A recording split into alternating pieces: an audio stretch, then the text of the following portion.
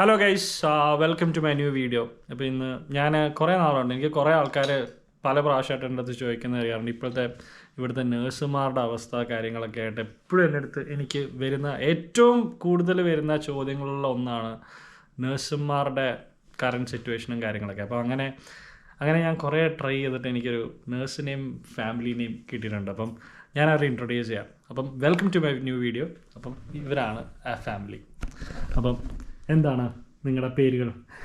എനിക്ക് കുറെ പേരൊക്കെ അറിയാം. എൻ്റെ പേര് അന്നു, ഇതിന്റെ മോൾ അമ്മയ. ഞാൻ അമ്മയ, ഞാനിവിടെ 9th പഠിക്കുകയാണ്. ഞാൻ ലൂവൻ, ഞാൻ ഇവിടെ 2 പഠിക്കാണ്. 2 പഠിക്കുന്നു അല്ലേ? ദിബു ഇവിടെ വന്നിട്ട് ചെറിയ ജോലിയൊക്കെ ആയി തുടങ്ങി പോകുന്നതേ ഉള്ളൂ. അതെ. അപ്പം എന്താണ്, എങ്ങനെയാണ് ഇങ്ങോട്ട് വന്നത്? നിങ്ങൾ നേരത്തെ എവിടെയായിരുന്നു? ഞങ്ങൾ ഫാമിലി ആയിട്ട് മൗറീഷ്യസിൽ സെറ്റിൽഡ് ആയിരുന്നു. ഒരു 7 years ആയിട്ട് ഞാൻ അവിടെ വർക്ക് ചെയ്യായിരുന്നു. പുള്ളി 12 years ആയിട്ട് മൗറീഷ്യസിലുണ്ടായിരുന്നു. ഞങ്ങൾ 2 പേരും നേഴ്സുമാരായിരുന്നു. അപ്പം അവിടെ നിന്നിട്ട് നമുക്കൊരു PR കിട്ടില്ല, നമുക്ക് സെറ്റ് ആവില്ല എന്ന് മനസ്സിലായതുകൊണ്ട് നമുക്ക് മൂവ് ചെയ്യാൻ നോക്കി.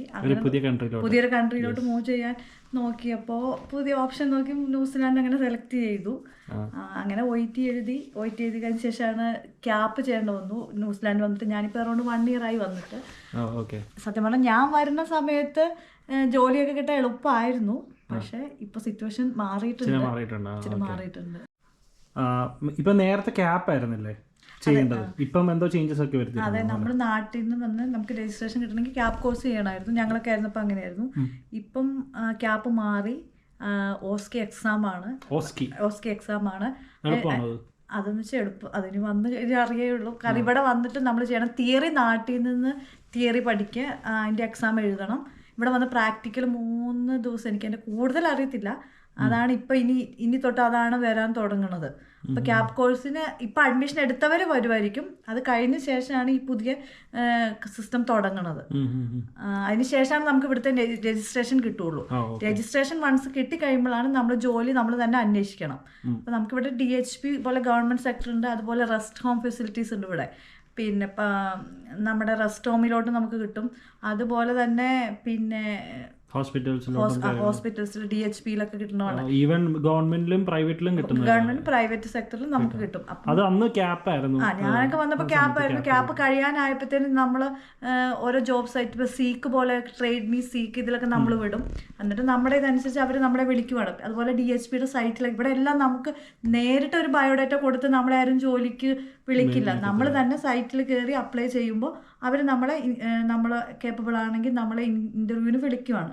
പക്ഷേ ഇപ്പോഴത്തെ സിറ്റുവേഷനിൽ കുറവാണ്. അതിനിപ്പം അവർ പറയുന്ന രജിസ്ട്രേഷൻ നേഴ്സിംഗ് കൗൺസിലിൽ തന്നെ പറഞ്ഞിട്ടുണ്ട്, നമ്മൾ ഫോറിനേഴ്സിനെ എടുക്കുന്നതിൽ ഇതുണ്ട്, ലിമിറ്റ് ഉണ്ട്. കാരണം ഞാനും കേട്ടിട്ടുണ്ട്. അതായത് ഇപ്പം ഇവിടെ പെർമനന്റ് റെസിഡൻസി അല്ലെങ്കിൽ റെസിഡൻസി ഉള്ള ആൾക്കാർക്കാണ് ഇപ്പൊ കൂടുതൽ പ്രിഫറൻസ് ഉള്ളത്. നേഴ്സിംഗ് ഫീൽഡിലല്ല, ഇവിടെ മൊത്തം എല്ലായിടത്തും പറയണ കേട്ടിട്ടുണ്ട്. നമ്മുടെ ഫീൽഡിലും സെയിം തന്നെ സിറ്റുവേഷൻ, എല്ലായിടത്തും അങ്ങനെ പ്രശ്നം വരുന്നുണ്ട്. പക്ഷെ ഇപ്പൊ അതൊക്കെ മാറി.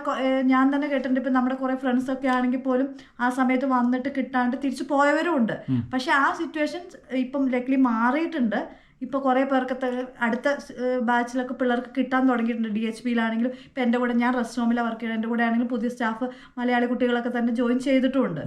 സിറ്റുവേഷൻസ് മാറി. അപ്പം നമുക്കത് നല്ലതായിട്ട് നമുക്ക് പ്രതീക്ഷിക്കാം. ഭാവിയിലും മാറുമെന്ന് വിചാരിക്കണം. കാരണം എൻ്റെ 2 ഫ്രണ്ട്സ് എൻ്റെ കൂടെ ദുബായിലുണ്ടായിരുന്നവർ, അവർക്കാണെങ്കിലും ഒരാൾക്ക് ഓക്ലൻഡിലെ ജോലി കിട്ടി സിറ്റി ഹോസ്പിറ്റലിൽ, ഒരാൾക്ക് ഹാമിൽട്ടണിൽ പ്രൈവറ്റ് ഹോസ്പിറ്റലിൽ ജോലി കിട്ടിയിട്ടുണ്ട്. അപ്പം സിറ്റുവേഷൻസ് മാറി വരുന്നുണ്ട് സ്റ്റിൽ. പക്ഷെ എന്നാലും ആ പഴയ സിറ്റുവേഷൻ ഇതുവരെ റെഡി ആയിട്ടില്ല. പക്ഷെ അതെനിക്ക് കുറച്ച് എന്തായാലും ടൈം എടുക്കും.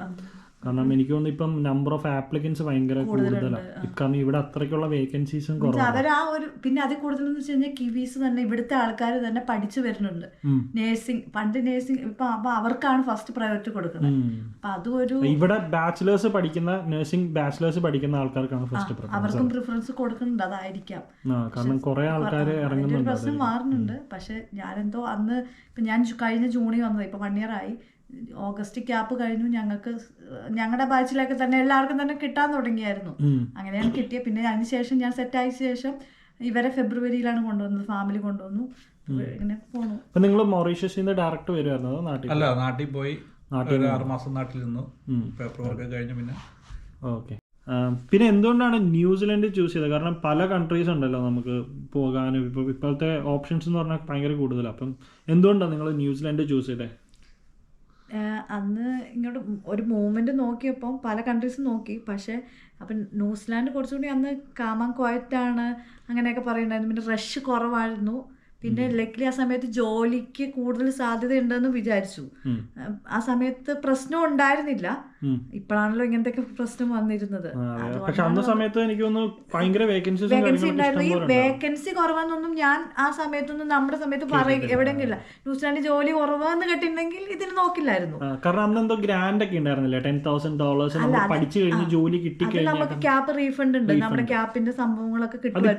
അതിപ്പോഴും ഉണ്ട്. രജിസ്ട്രേഷൻ കിട്ടിക്കഴിഞ്ഞാൽ ക്യാപ്പ് ആയിരുന്നപ്പോ. ഇനി OSK അങ്ങനത്തെ സ്കീം വരുമ്പോ അതുണ്ടോന്ന് എനിക്ക് അതിനെപ്പറ്റി അറിയില്ല.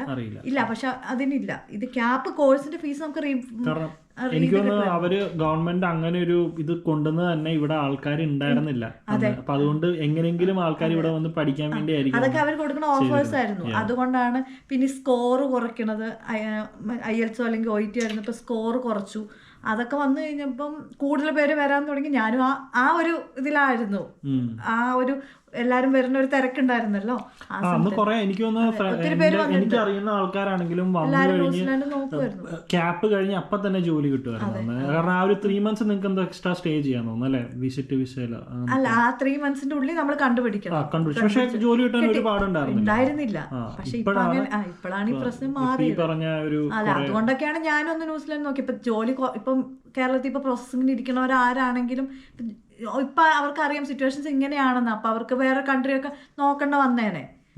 കാരണം ഇപ്പം ഈ ഏജൻസിക്കാര് കുറെ ആൾക്കാരെ പറ്റിക്കുന്നുണ്ടല്ലോ. ഈ ഏജൻസിക്കാരെ പറ്റിച്ച് കുറെ ആൾക്കാര് ഇപ്പം ഈ കെയർ ഹോം വിസ എന്നൊക്കെ പറഞ്ഞിട്ട് കുറെ ആൾക്കാരൊക്കെ. അത് ശരിക്കും ഉണ്ടോ?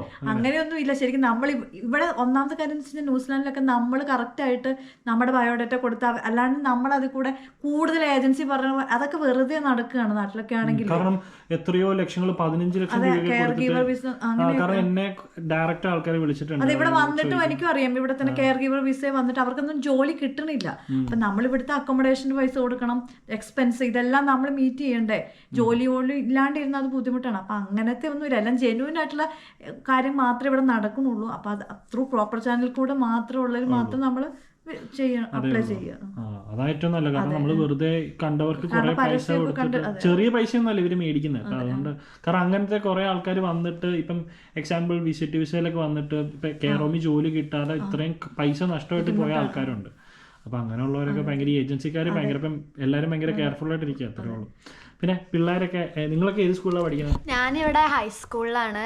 ഇവിടെ അടുത്ത് തന്നെ ഉള്ള ഒരു ഹൈസ്കൂളിലും എൻ്റെ ബ്രദർ ഇവിടെ പ്രൈമറിയിലുമാണ്. പ്രൈമറി സ്കൂളിന്റെ പേര് റിക്കട്ടൻ ഹൈസ്കൂൾ. എൻ്റെ റിക്കട്ടൻ ഹൈസ്കൂൾ, ഇവന്റെ റിക്കട്ടൻ പ്രൈമറി സ്കൂൾ.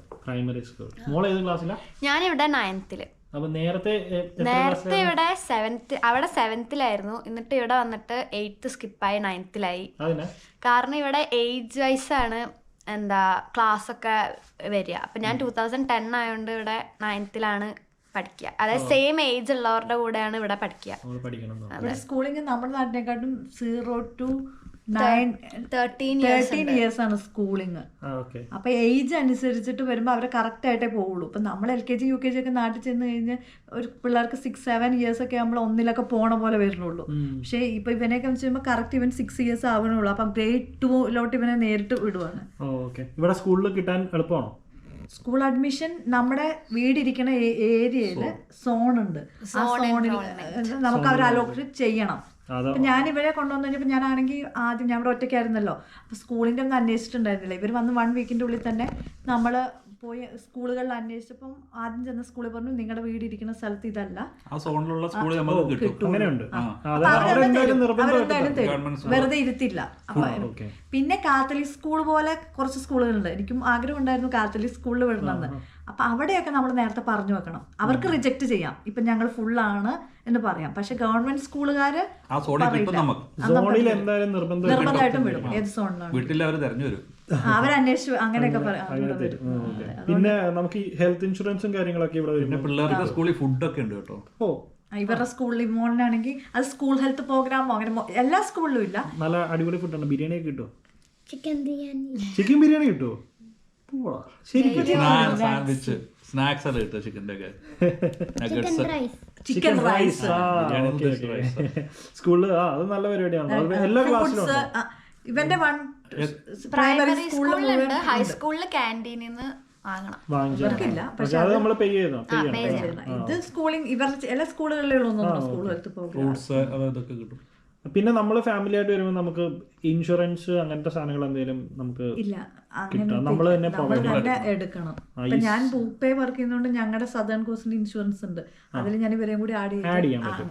ഓക്കെ. ഇപ്പൊ ഞങ്ങളുടെ കമ്പനിയിലും അങ്ങനെ തന്നെയാണ്, നമുക്ക് ഫാമിലിനെ ആഡ് ചെയ്യാം. അങ്ങനെയുള്ളൂ. അപ്പൊ അതിന് നമ്മളെ കയ്യിൽ നിന്ന് പൈസ ഉണ്ട്. അപ്പൊ നിങ്ങളുടെ നമ്മുടെ സാലറി അത് അത്ര കൂടുതലൊന്നുമില്ല, പൈസ പിടിക്കത്തുള്ളൂ. എന്തായാലും ഇൻഷുറൻസ് വേണം.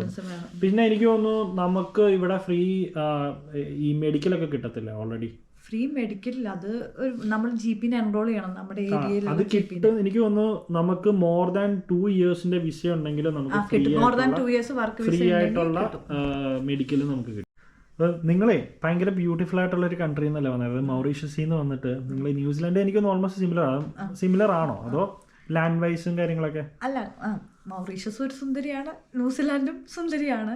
പക്ഷേ ന്യൂസിലാൻഡ് ഇപ്പോൾ ബീച്ച് സൈഡിലൊക്കെ പോയി കഴിഞ്ഞപ്പോൾ മൗറീഷ്യസിന്റെ ബീച്ചൊക്കെ ആണ് മീൻസ് നല്ലതായിട്ട് തോന്നിയത്. അതേസമയം ഇവിടെ ഒരു ഗ്രീനിഷ് അപ്രോച്ച് ആണ് എല്ലായിടത്തും. മൗറീഷ്യസ് തണുപ്പില്ല, അതായത് 23-25 ട്രോപ്പിക്കൽ ക്ലൈമറ്റ് പോലെ വരും. ബാക്കി